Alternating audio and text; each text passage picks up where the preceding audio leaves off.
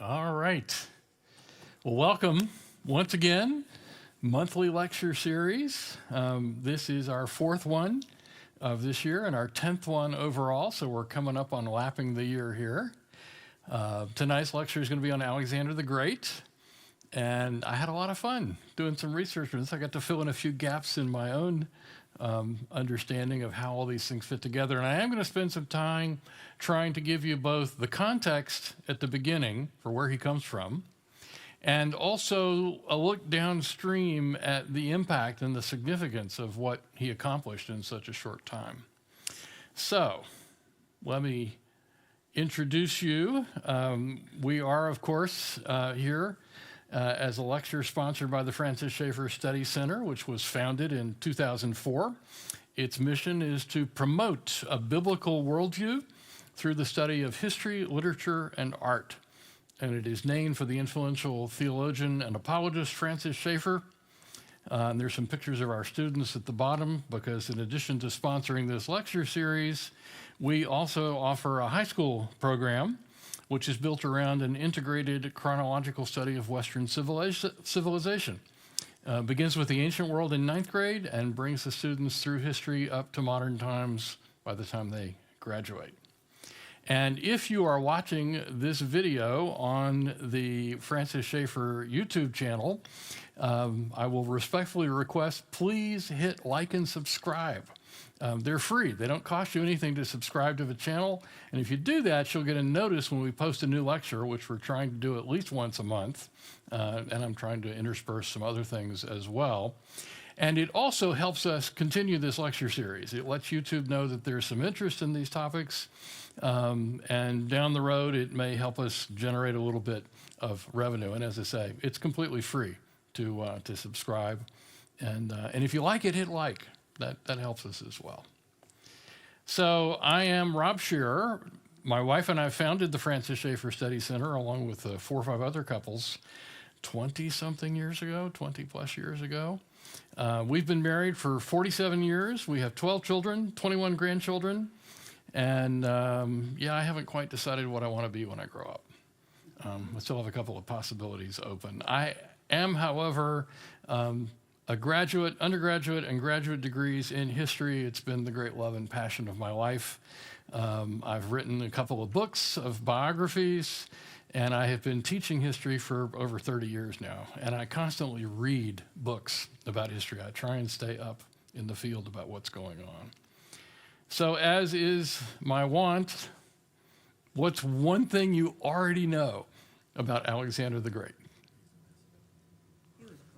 He was great. Well, yes. Bucephalus. I'm going to talk about Bucephalus. That's his horse. It's a great story about his horse.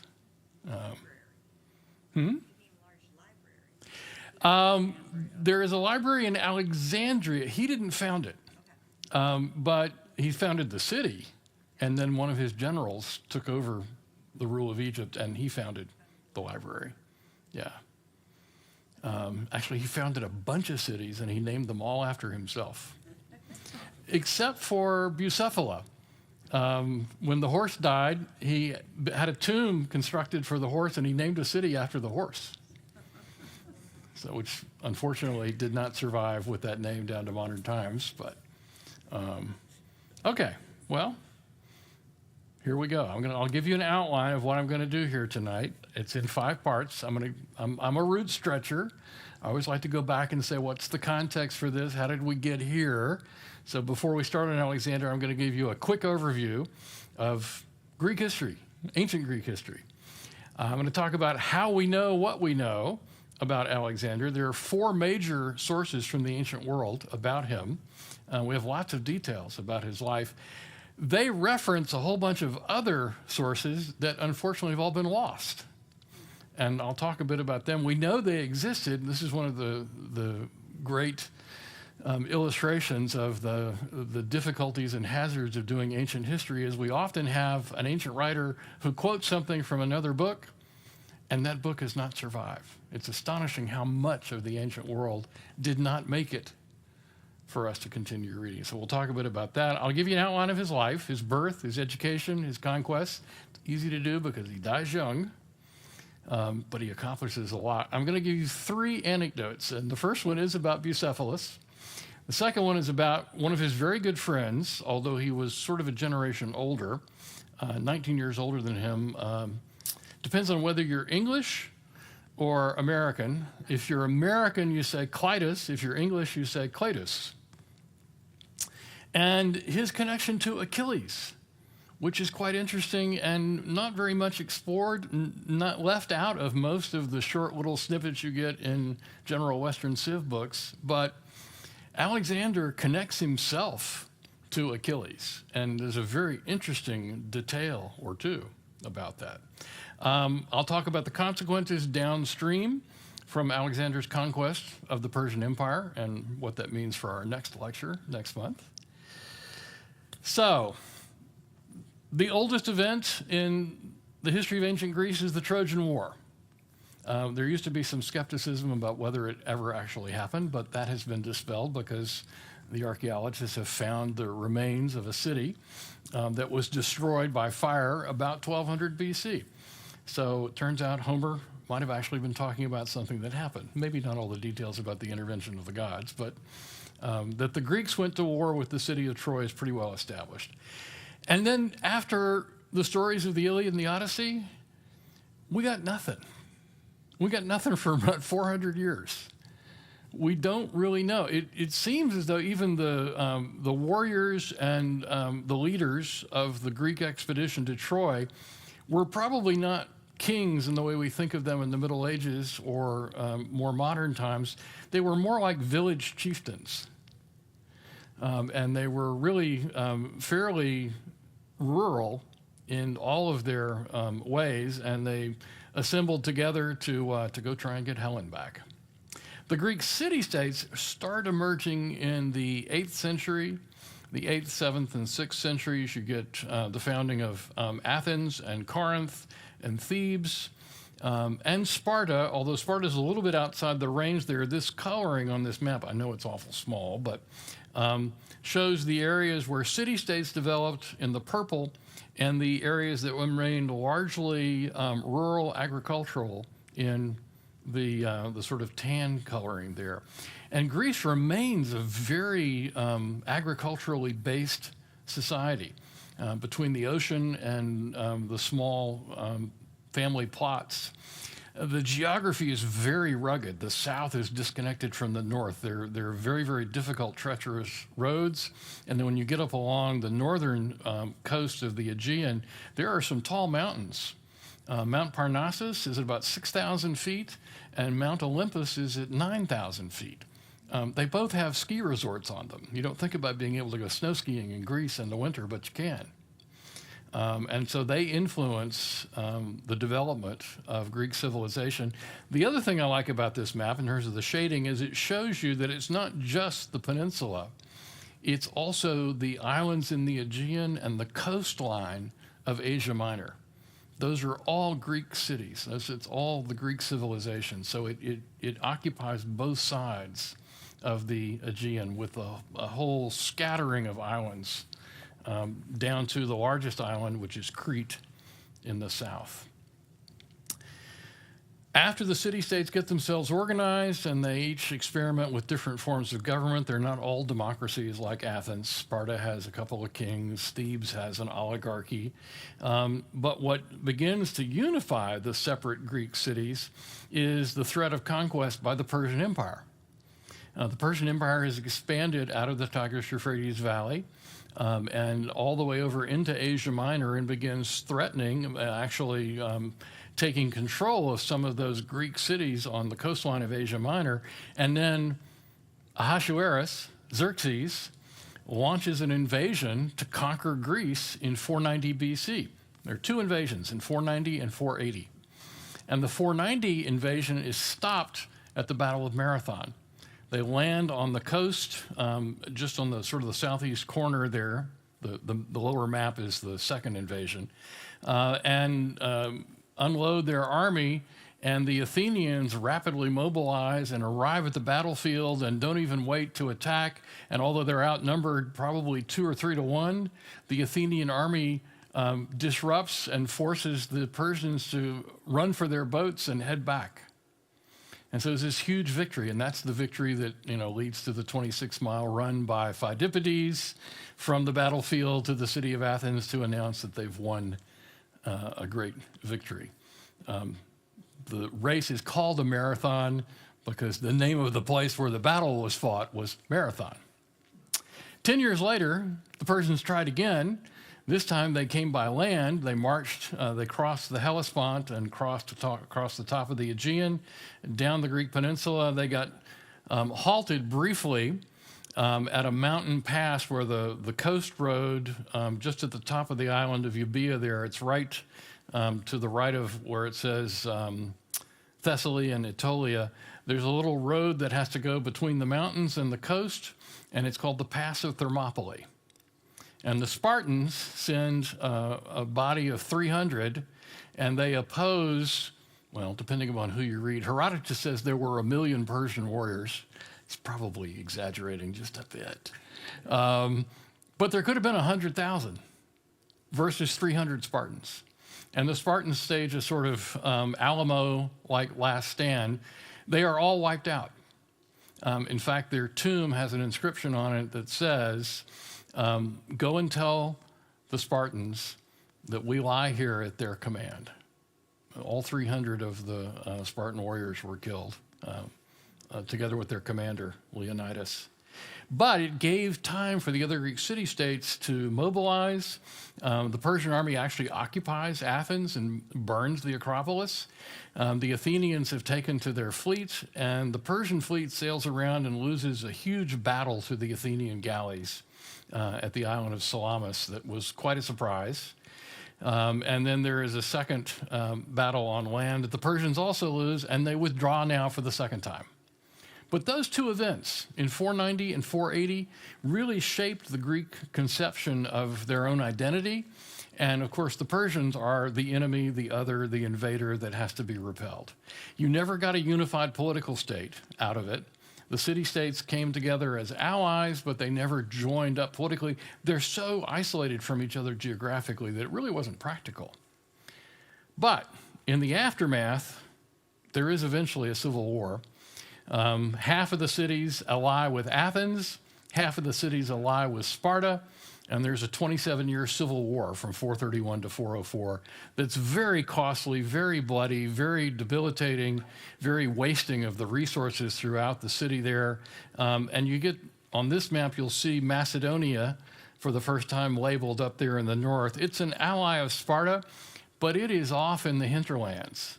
It's north of Mount Parnassus, north of Mount Olympus. You have to go through some rugged mountainous territory. It's very difficult to get to. And the rest of the Greek city-states kind of look down on the Macedonians as those hill people who are not really very civilized.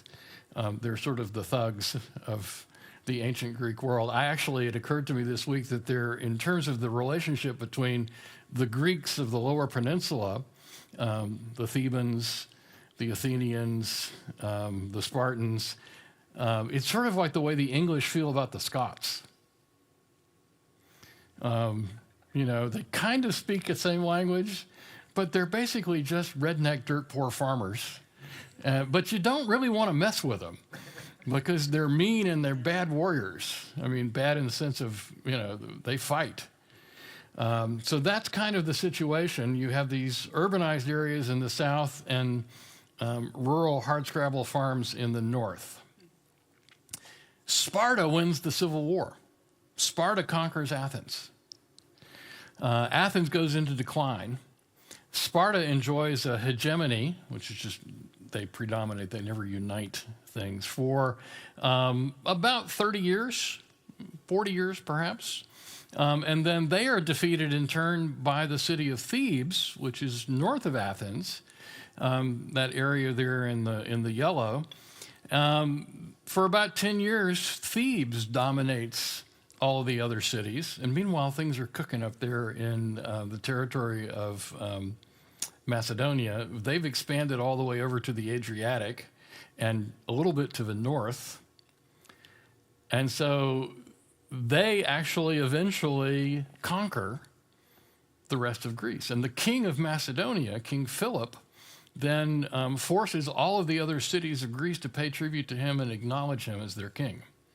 So from 359 to 336, he is the king, and you see the tan area is the sort of core area of Macedonia, and the slightly lighter shades is territory that pays tribute to the king of Macedonia.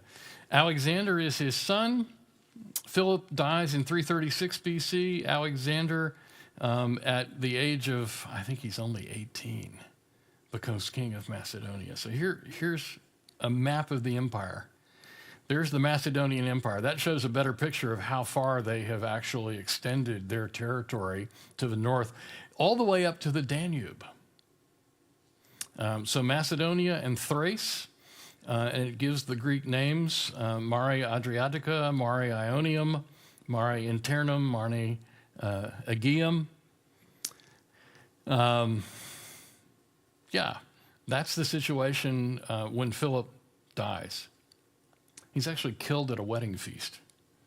One of his disgruntled bodyguards, whom he dismissed, showed back up and drew a dagger and stabbed him and killed him.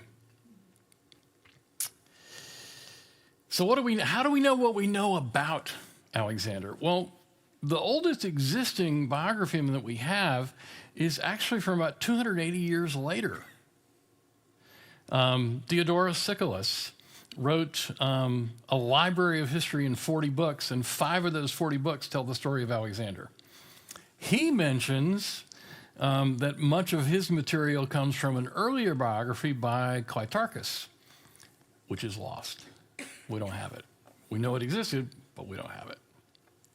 The next one to write a biography about 100 years later, 48 AD, Quintus Curtius Rufus writes a history of Alexander the Great in 10 books. He also relies heavily on Cleitus. It was still around, and we don't have it. I have the Curtius biography over there in a good modern English translation. Plutarch does a life of Alexander.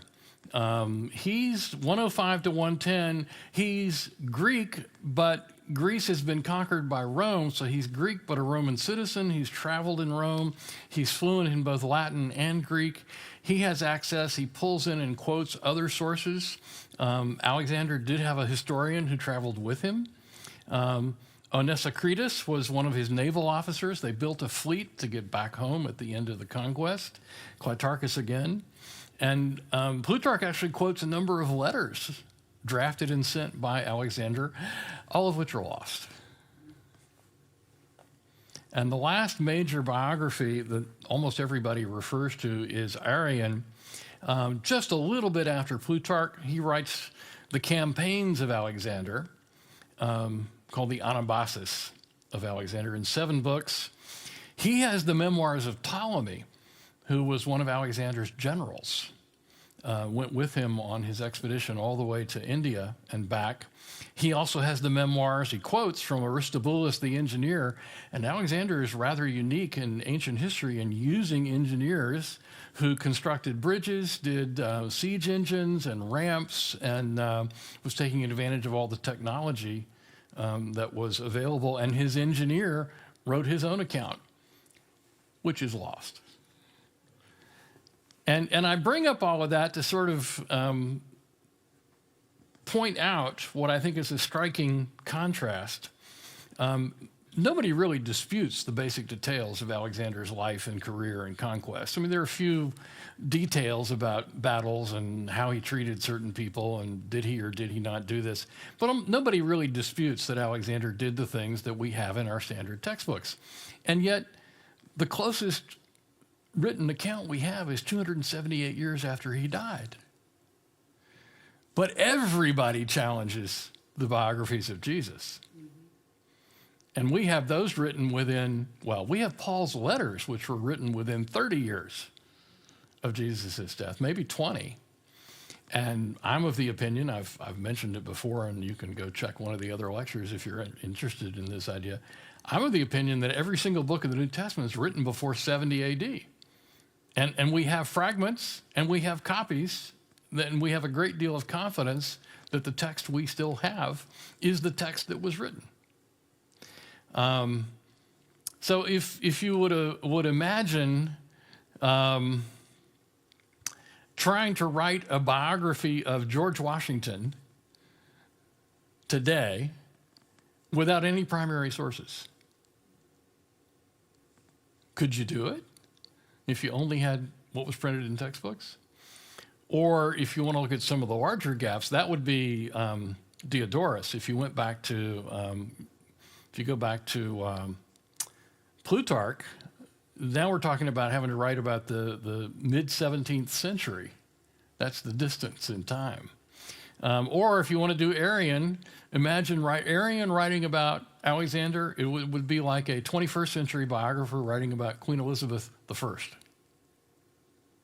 That's the distance in time. So, and still, we're pretty sure and pretty confident of all the details of Alexander's life. So let's talk about that. He's born 356 BC in Pella, Macedonia, or sometimes just called Macedon. When he is, remember we got to go down here, so 356 to 343, he's 13. From the time he was 13 until the time he was 16, his tutor was Aristotle. His father was the king. He was the prince. His father recognized, by the time he's 13, the father has recognized, my son is actually rather bright, and I need to find the best teacher for him that I can. The best teacher was Aristotle. He summoned him, and of course, because he's king, he can pay an exorbitant, attractive amount, and Aristotle came and tutored Alexander in his teens for 3 years. In 338, he goes to war with his father. This is the war that establishes Philip's hegemony over all the other Greek cities. The Greek cities had united.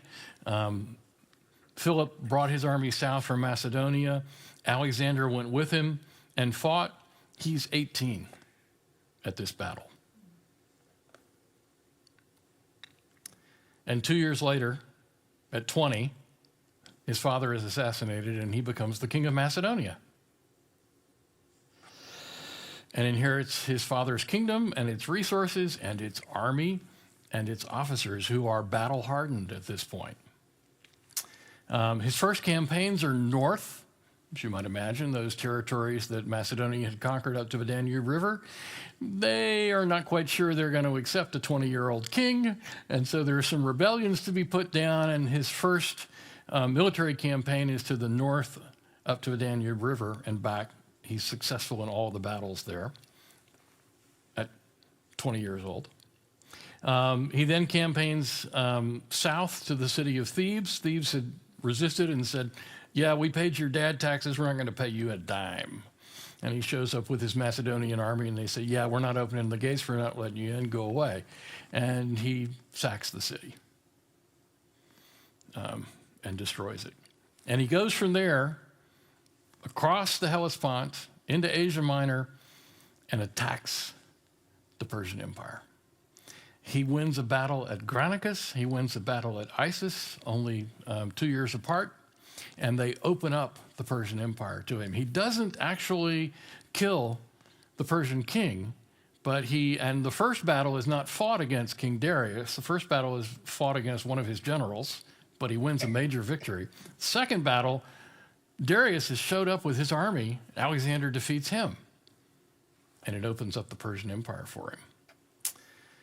After that second battle, he moves south to Egypt. Because he has won 2 battles against the top Persian armies, Egypt, which had been part of the Persian Empire, just basically throws the doors open and says, fine, take what you want, we'll pay what you want, please don't hurt us. And he founds Alexandria. He goes all the way as far to the oasis of Siwa, where there is a temple of Ammon, and thereafter he calls himself sort of the follower of Zeus Ammon. he hyphenates them. He starts this syncretism. He identifies Zeus, the head of the Greek pantheon, with Ammon, the head of the Egyptian pantheon. He talks from then on about Zeus Ammon and offers sacrifice to that, what he refers to as a single god. Third battle, 331 BC. He wins at Gaugamela. This is in the Tigris-Euphrates Valley. He captures Bucephalus, which is the capital of the Persian Empire. He's now got King Darius on the run, who's desperately seeking refuge and trying to escape from Alexander's armies. Darius III, the king he'd been fighting, dies in 330. Alexander campaigns all the way up into Central Asia. He had been following Darius as he fled up into what was then called Bactria, what is now Afghanistan. It's part of the Persian Empire. And then in the winter, across the Himalayan passes to Samarkand in what is now Uzbekistan with his Greek Macedonian warriors. He comes back south to the edge of the Persian Empire, to the Hydaspes River, which is a tributary to the Indus, on the boundary with India. He wins the battle against an Indian king, and his troops say, hey, we've been doing this for 8 years. We want to go home. We want to find out if our parents, this is actually the phrase they use, we want to find out if our parents are still alive, and we miss our wives and children. And Alexander goes and sulks in his tent for 3 days. I think he's been reading the Iliad. And eventually comes out and says, fine, if you want to go home, I'll come home with you. But his plan at that point is to go home, raise another army, and then resume the campaign. He's heard about the vast riches of India across the Indus Valley. He knows about the Ganges River and the cities and the wealth. He wants to come back with another army and sweep the entire Indian peninsula. And then he's also talking about going into the Mediterranean and attacking Carthage, which is the major power on the north coast of Africa. And he's even heard there's a little upstart city in the Italian peninsula that's making some waves. He figures he'll pick them up along the way. At one point, he actually has from Greek geographers heard a description that the continent of Africa, that the ocean, the Indian Ocean, is connected to the Atlantic Ocean, and he actually says to some of his companions that he may build a fleet from the Persian Empire and sail down along the coast of Africa and circle that continent, come up to the Pillars of Hercules at Gibraltar, and then go home that way. So he's got some awareness of what the geography of the known world at that point looks like. He returns to Persia. There's a mass wedding between Greek warriors and Persian princesses. I think there are 80 weddings. He goes to Babylon and dies at the age of 32. Possibly of malaria, some sort of fever. Malaria, typhoid, dysentery, we're not really sure. Remarkable accomplishments, especially the early accomplishments when he's still in his 20s. Well, let me tell you a little something now. I told you I would give you 3 anecdotes. I want to tell you about Bucephalus. Here's the way the story goes. He's 12 years old, and a horse trader has come to bring horses, war horses, for his father to buy. And he's got a big black war horse that's the pride of his troop. But the horse is unmanageable. The black war horse, nobody can mount him. He throws everybody. He's skittish. He snorts. He tosses his head. He just won't be tamed, won't be. And Philip says, you're doing it all wrong. I can mount that horse. And he's a 12-year-old kid. And these grown warriors, part of the cavalry of the king, said, nobody can tame this horse. He's not worth a penny. Send him away. Alexander says, I can tame him. And he had noticed something. He had noticed that the horse was being spooked by its own shadow. That every time the horse saw its shadow on the ground, it shied away. And so he turns the horse so it's facing the sun, so the shadow is behind, talks to the horse calmly, calms it down, mounts the horse and rides off. And the horse is quite happy. The horse, he and the horse bonded. He galloped off, and his father is a little afraid that the horse and the boy are not going to even come back at all. But Alexander turns the horse around, brings him back, steps off, and said, "I want this horse. Buy him." And Bucephalus became his war horse. From the time he's 12 to the time he's 32, for 20 years, Bucephalus was his horse. He rode Bucephalus in every battle. Tells you something interesting about him. And of course, this is before he's met Aristotle. It's not for 3 years later until he meets Aristotle. So Aristotle would have known Bucephalus as well. He rode Bucephalus in all 4 of his major battles. Bucephalus died in India, about 20 years of age, and was given a hero's funeral by Alexander. And I mentioned he founds a city and names it Bucephala. I wish it still existed. So why is Alexander able to accomplish what he does? How is he able to take on the much larger Persian army and win battle after battle? Actually, you have to go back and look. Why are the Macedonians, the rural thugs from the mountains, able to defeat the armies of the Greek city-states? Well, it's actually a technological breakthrough that they've had. The Macedonian army, trained and equipped by his father, because they didn't have the resources to buy swords that were as good or shields that were as good as the warriors of the Greek city-states. So Philip says, standard Greek infantry spears are 8 feet long. I want all of my warriors equipped with what they call the sarissa, which is a spear that is 18 feet long.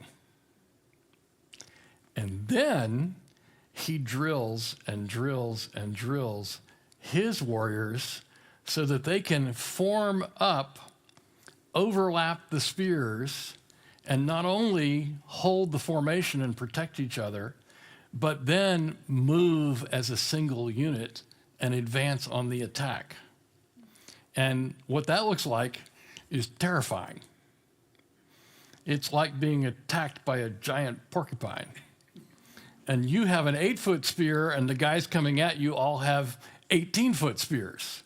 And before your spear can even poke them, they're into your first 2 ranks, are being speared and laid on the ground. And so the phalanx, it's not just the weaponry, it's also the training and discipline. But it makes the Macedonian army invincible. It's why they are able to why Philip is able to defeat the other Greek city-states, and why Alexander is prepared. And based upon what he has seen growing up and fighting with his father, he says, we can take this. Actually, Philip had made plans and apparently discussed with Alexander, we need to go take on the Persian Empire. And so here's that map. Here's what it looks like. You see up there in the upper right-hand corner, Macedonia and Athens and Sparta, who are sort of begrudgingly sending some troops and paying some gold. And you'll see there are 4 dates in bold. I've got a better map here in a minute here. So 334, 333, 331, and then there are 2 dates over on the right-hand side over the Indus Valley. But that's from Greece through what is modern-day Turkey, through what is modern-day Iraq, through what is modern-day Iran, through what is modern-day Afghanistan and Pakistan, and all the way to the Indus Valley. It's something like 3,000 or 4,000 miles. And over the course of 6 or 8 years, well, 10 years max. I've got some better maps. Here they are that highlight the location of those battles. And it shows you the boundaries, the little red line in the upper left-hand corner. Macedon and Thrace are both the territory that Alexander inherited. And the first major battle that he fights is just across the Hellespont. It's the Battle of Granicus, May of 334 BC, near the Granicus River. It's his first major victory. He confronted a Persian army commanded by regional satraps, and actually the Persian general is a Greek mercenary. The Persians positioned their cavalry on the bank of the river with the infantry behind them. Alexander launched an immediate attack. He led his cavalry across the river in a bold charge, drew the Persian attention. The phalanxes attacked the Persian line, and there's a huge victory. And it opens Asia Minor. The Persians had probably 20,000 infantry and 20,000 cavalry. Now, their cavalry was light cavalry, was not as well armored. Alexander had 12,000 infantry, but they were armed with a sarissa. 12,000 warriors, foot warriors in formation, and 5,000 cavalry. The Persian losses were some 5,000 to 6,000 killed out of a total 40,000 engaged. The Greeks lost 115 men. So it's like the Battle of Agincourt or the Battle of Marathon. It's just lopsided because of the tactics. And you can see its location. It means all the rest of Asia Minor. What's labeled there as Caria, Cappadocia, Cilicia, that province, which had been the furthest westward expansion of the Persian Empire, and it's now open to Alexander's army. So the second battle is at Issus. He's 23 years old, 333, a year later. This time it's King Darius, the great Persian king himself with his army. And the Persians now have probably 70,000 in their army, 60,000 heavy infantry, 11,000 cavalry. They outnumber the Macedonian army 2-1. The Persians lose 20 to 40,000 killed. The Greek casualties are 5,000. And the Greek Macedonian army charged through the Persian lines and penetrated Alexander in the lead all the way to the king's tent and camp behind the lines. Darius fled. His wife and family, including his mother, were captured and became prisoners of Alexander. And he treated them very chivalrously. They were terrified. They thought they might be victims of war and sold as slaves or mistreated. And he said, no. Don't worry. I will post guards around the tent. You will not be disturbed, and I will see to it that you receive the same supplies and treatment that Darius had been giving you. And they remained his prisoners for the next 3 or 4 years. Darius's wife was pregnant at the time. She died in childbirth about 6 months later. But his mother survived. But now that he's conquered Issus, this breaks open the path from Asia Minor to the whole Mediterranean coastline. And so he marches south through Phoenicia, all the way to Egypt, doesn't have to fight a battle there, takes control. He's actually 2 years on the march and taking over these former provinces of the Persian Empire. And then Darius has assembled another army. Alexander comes back north, and you see then we get to the third battle here in 331, Gaugamela. Alexander is 25 years old now, and successful campaign on his own against the Thracians up to a Danube, defeat of a Persian army at Granicus, defeat of the great king of Persia at Issus, and now the great king of Persia has come back again. Now he has an army of 150,000. 100,000 on foot, 50,000 on horse. Alexander's recruited as well. He has 40,000 infantry and 7,000 cavalry. They fight on the plains. This is actually up near what's now Mosul in the upper reaches of the Euphrates Valley. And the Persian casualties run somewhere between 20 and 50,000. We have a hard time sorting it out. Different historians give different figures. The Greek casualties are reported to be 1,500. And again, the Persians collapse in a chaotic rout. Darius runs for the hills, and he is eventually overthrown and made a captive by one of his own generals.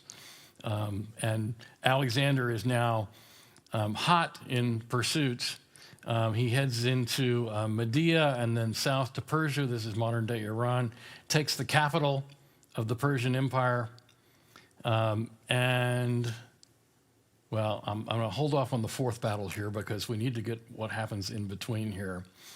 He chases King Darius, even after he's made prisoner, all the way up across the Himalayas into Central Asia. He's into the rivers that flowed into the Aral Sea.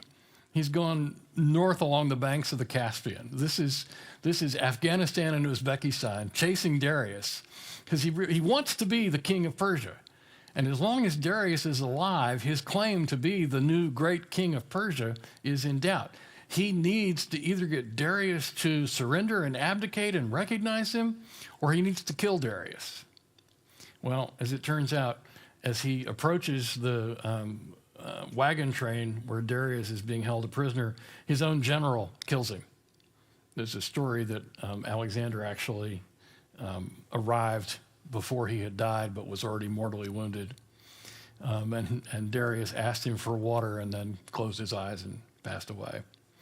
So now Alexander and his Macedonian warriors are in Samarkand in Uzbekistan.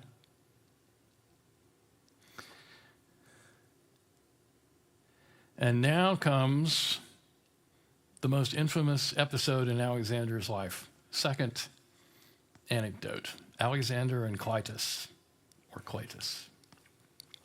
Cleitus was an older warrior who had helped to train him. He had been an officer in his father's army. Alexander had fought with him at Thebes, had fought with him at Granicus. Actually, Cleitus had saved Alexander's life in the Battle of Granicus. Alexander was surrounded and cut off and about to be killed, and Cleitus killed the warrior who was attacking him. He and Cleitus were very, very good friends. He's 20 years older, had been an officer in King Philip's army. He had known Alexander since he was 12. He might have been there the day Alexander tamed Bucephalus. Would have been an officer of 32. They had fought side by side for 10 years. Yeah, saved his life at the Battle of Granicus. So during a banquet, okay, this is the other thing about the Macedonians. This is why they remind me of the Scots. They like to drink. They party. I mean, they are a bardic redneck culture. They like to have a big fancy barbecue and drink a lot of beer. And everybody gets in their cups and they start insulting each other, and, you know, some things lead to fisticuffs and hangovers and all of that. So after having drinking, Cleitus began criticizing Alexander, saying, what is all this stuff about Zeus Ammon? What do you mean Zeus Ammon? Why are you starting to wear Persian clothes? And why are you bragging about having conquered the world? It's your army that conquered the world. It's not you. You act like you did it all by yourself. It wasn't you all by yourself. It was your warriors from Macedonia. And you're not half the warrior your father was. Yeah. He accused Alexander of betraying Macedonian traditions, favoring Persian courtiers, taking sole credit for victories. Some accounts suggest Cleitus also mocked Alexander's claim of divine descent from Zeus Ammon, which was a sensitive topic, as you might imagine. So Alexander loses his temper. He grabs a spear, hurls it at Cleitus, and kills him. There are varying accounts that say Cleitus had actually left the banqueting room and then come back with more insults. And it was when he came back with more insults that Alexander said, enough of this. He grabbed, one account says that Alexander's bodyguard had hidden his sword, because they kind of knew where this was going. And he grabbed a spear from one of the other soldiers on guard and hurled it at Cleitus. Yeah.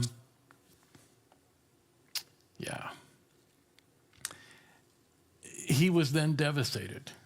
It's basically, he just lost his temper, and he was drunk. He was immediately overcome with guilt. All of the accounts agree. He withdrew to his tent. He refused food and drink. He mourned for days. He kept calling out Cleitus' friend, Cleitus' name. His other officers and friends worried that he might take his own life. Plutarch says he contemplated that. clutching the spear that killed Cleitus and maybe thinking about just running through himself, his companions eventually persuaded him to end his self-imposed isolation. But almost everybody says he was never quite the same after that. There's a debate among the historians about what this incident means. The heavy drinking is a Macedonian custom. The banqueting and the banter are Macedonian custom. Again, I can't help but think of the Macedonians and the Greeks as the Scots and the English of the ancient world. This wasn't the first time that he had lost his temper, and with terrible results. Some modern scholars suggest that he was paranoid because there had been conspiracies. There had been rumors and some occasional talk that some disgruntled soldiers were going to kill him because they wanted to go home. Everybody agrees. Arrian, Plutarch, Curtius, Diodorus, they all agree on the basic details of what happened at the banquet. So we know this about Alexander, that he himself personally killed one of his officers, Cleitus, whom he'd known and fought with. What happened afterwards and some of the details, we're not sure. But yeah, Alexander did kill one of his best friends. It was not a premeditated betrayal. It was a fit of anger. But it tells you something about him. And I could not help but put that in as a verse. Whoever is slow to anger is better than the mighty. He who rules his spirit than he who takes a city. Since I still believe that history is moral philosophy teaching by example. And this is the way Plutarch presents his life. There is a moral lesson to be learned from studying even the famous and successful. Okay, we get back to the course of things. He wins the battle of Hydaspes. Hang on, let me go back. I need to get that battle back up. So coming down out of Afghanistan, back south of the Himalayas, he fights the Indian king here. First time he's in, the Greek Macedonians have encountered war elephants, which they're a little intimidated by, but they are able to win the battle. King Porus is taken prisoner, brought to Alexander, and Alexander says, "How do you expect to be treated by me?" And King Porus says, "Like a king," which impresses Alexander. And Alexander does something interesting at this point. He says, "I give you back your kingdom as long as you acknowledge me as the great king and the emperor and pay me tribute every year. I will give you back your kingdom." And he does. I've mentioned the rebellion of his troops. Say, hey, we're 3,000 miles from home, and we've been gone for a long time. We want to go home. We're not going across this river. We're not going to go invade. We've conquered Persia. We're not going to invade India and conquer it. And he goes and sulks in his tent for 3 days, and then finally says, okay, fine. We'll go home. Goes back to Babylon. And third anecdote, because I'm getting close to my time here. I told you there was a connection between Alexander and Achilles. He had been given a copy of the Iliad by Aristotle. And his copy of the Iliad had Aristotle's annotations. So the Iliad's in 24 books. The book was not really yet invented. Everything's still on scrolls, so probably 24 scrolls. But Aristotle's handwritten notes on the Iliad, and it became his prized possession. And just like Bucephalus, he took his copy of the Iliad with him on his campaign. They say he had, when he captured the Persian capital, they brought him a richly ornamented wooden box that was probably, about 3 feet by 2 feet, and said, "Look what we found in the great king's possessions." And he said, "Oh, that's perfect." And he used it to store his copies of the Iliad. I said he slept with 2 things in his tent. He slept with the Iliad and a dagger under his pillow. But it was more than just admiring the account of the great warrior of the war on Troy. the richly ornamented box that was found in Darius's royal tent. He claimed descent from Achilles through his mother. This had been going on since he was a boy. It's one reason why Aristotle thought, well, I can teach him a thing or two because I know he likes Achilles. So I'll give him a copy of the Iliad. When he crossed over into Asia Minor, the first thing he did was go to visit the tomb of Achilles at Troy. And he offered sacrifice and then did the traditional pilgrimage thing, which baffles us moderns, but the traditional pilgrimage thing that Greek warriors did at the tomb of Achilles was to strip naked and run around the outside of the tomb 3 times. So Alexander does that.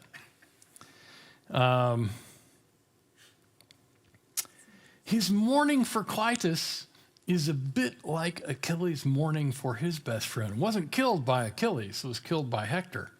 Hector, because Achilles was sulking in his tent, and his best friend put on his armor and went out to battle the Trojans, and Hector, the great Trojan hero, thinks it's Achilles out there in his armor, and so he attacks him and kills him. Patroclus, Achilles' best friend, and Achilles, of course, blames himself. And Achilles goes in his tent and just, is inconsolable for 3 days. There's that sulking in the tent again. And his reaction to the troops after the Battle of Hydaspes when they told him, hey, we're not going any further.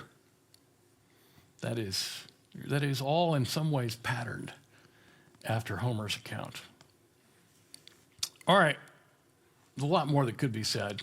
We have a rich array of sources. I want to talk a little bit about the impact. Hellenistic culture and the Greek successor states. Alexander did not found a dynasty. He had several wives and 1 child, but none of them survived to take over a government. His conquered territory immediately splintered, with his Greek generals, his Macedonian generals, each taking pieces. The most important one, I think, is the general Ptolemy, who had been with him all the way to Uzbekistan, came back and took Egypt. One general took Asia Minor. Someone went home to Macedonia and picked up the kingship there. There is this big, huge yellow expanse, which is the old Persian Empire, and General Seleucus took it, but he couldn't hold it. It shrank rapidly until it was just something, not even Babylon anymore, but just something based around Antioch. There was a Greek kingdom then based around Antioch. There was a Greek kingdom in Egypt. There was a Greek kingdom in Asia Minor. And that spreads the Greek language through all of that territory. Greek literature is copied and deposited in libraries. In many of these places where Alexander had conquered, he found cities, and some of his soldiers retire and become colonists. So there are Greek-speaking communities now scattered throughout the Persian Empire. Greek architecture, because he's got all the wealth of the Persian Empire and he uses it to build Greek temples to the Greek gods. You find them scattered now all through that former territory. Greek administrative structures. Now, it's not just Greek. He actually doesn't destroy the Persian structures. He just takes them over and puts his people in charge. But that idea of how do you administer a large kingdom? You delegate, you organize state, you have something like a federal system with different governors who report to the king. Ptolemy, I mentioned him. Ptolemy the first is the one who takes over Egypt. Ptolemy the second is the one who commissions a translation of the Jewish scriptures into Greek, because there is a Jewish community in Alexandria within 1 generation. So about 250 BC, this is just about 60 or 70 years after Alexander's death, there are Jewish scholars in Alexandria translating the Old Testament from Hebrew into Greek. And that's the Old Testament version that the Jews begin to adopt and use. It's the writers of the 4 Gospels, and Paul in his letters, when he quotes the Old Testament, he's very often quoting the Greek translation that was done in Egypt, in Alexandria. And I told you about the revival of the Parthian successor to the Persian Empire. There's Persepolis all the way over there on the right. You see above the Persian Gulf, that's the former capital. Oius is the newer name for Babylon, all part of the Parthian Empire. And this Seleucid Empire is the successor state, General Seleucus. His descendants have their capital now at Antioch. And by 164 BC, the Romans, of course, have annexed Greece.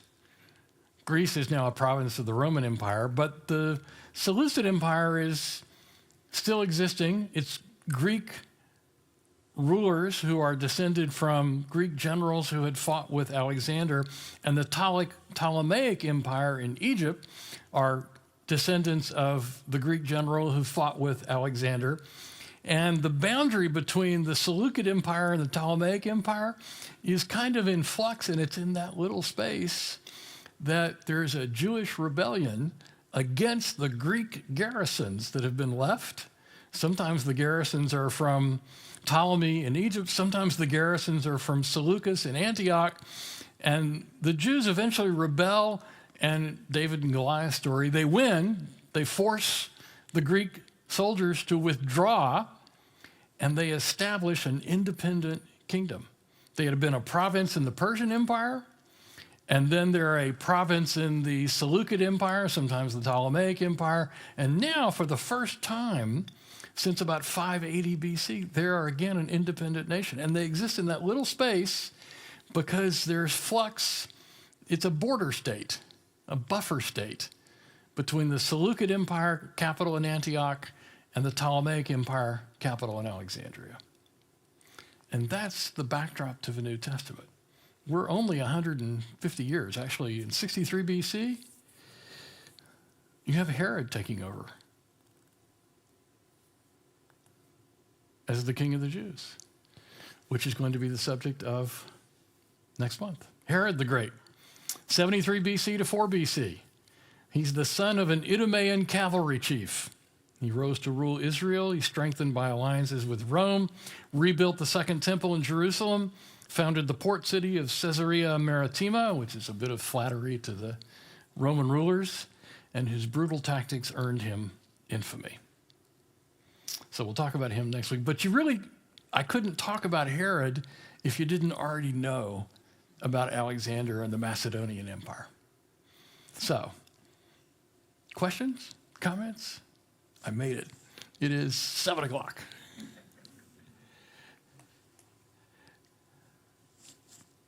Where was Antiochus Epiphanes? Was he a Seleucid? Yes. He's one of the Greek Seleucid kings. He calls himself a king of kings. He's got presumptions trying to give himself the title of the great Persian king. And his capital is Antioch. And he is a descendant of that general of Alexander named General Seleucus.